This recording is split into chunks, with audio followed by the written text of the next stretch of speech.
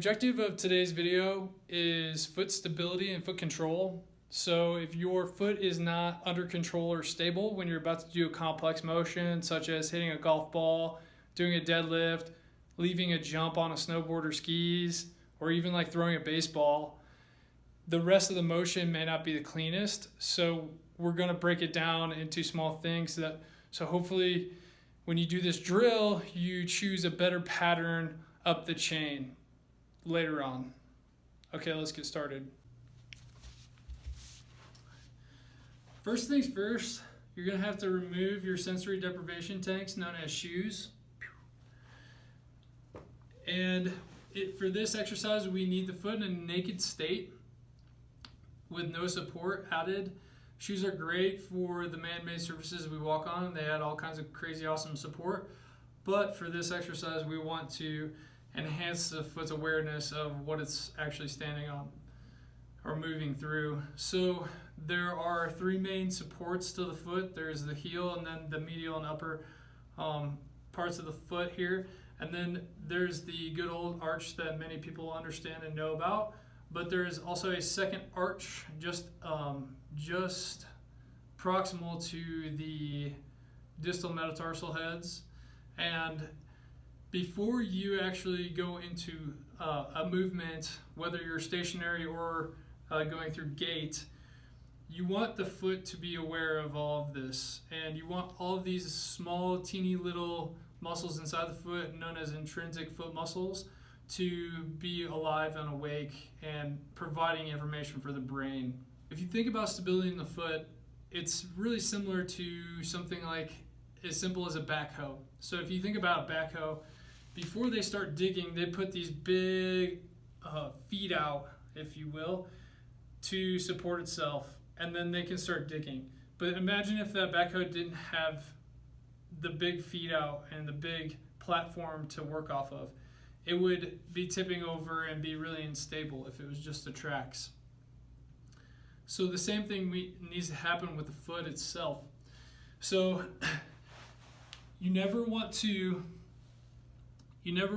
just have the toes kind of coned together like this or smushed into a shoe or just on the ground. And we tend to do this a lot because of high heels or just closed-toed shoes that just don't have a wide toe box.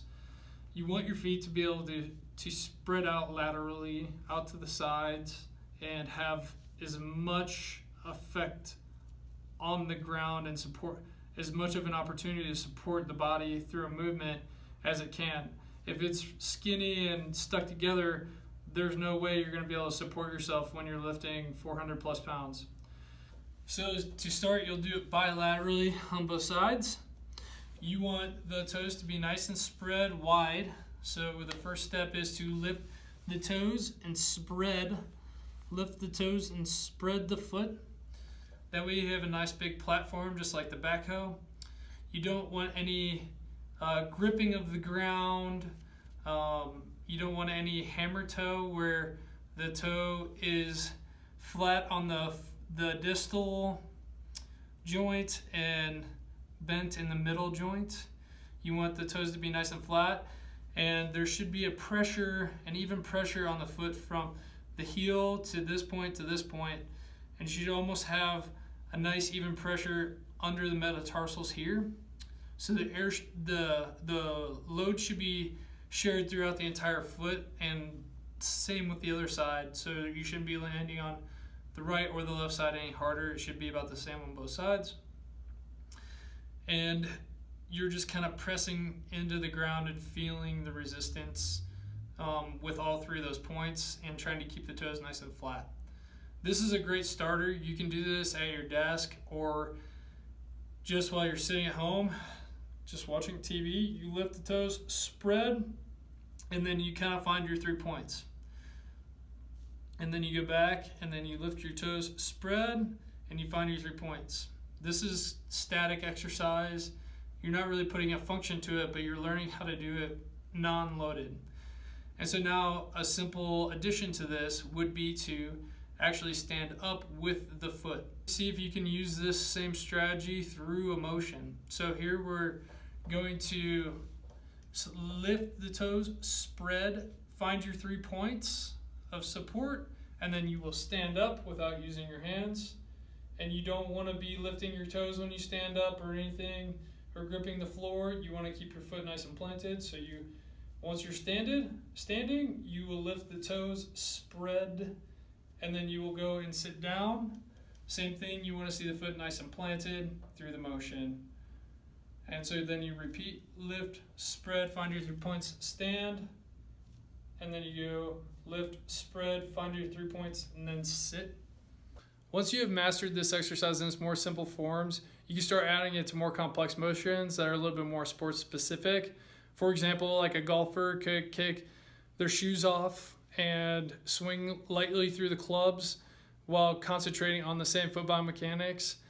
Or a weightlifter could do air squats barefoot, work into a light bar, and then proceed through their workout normally with shoes on.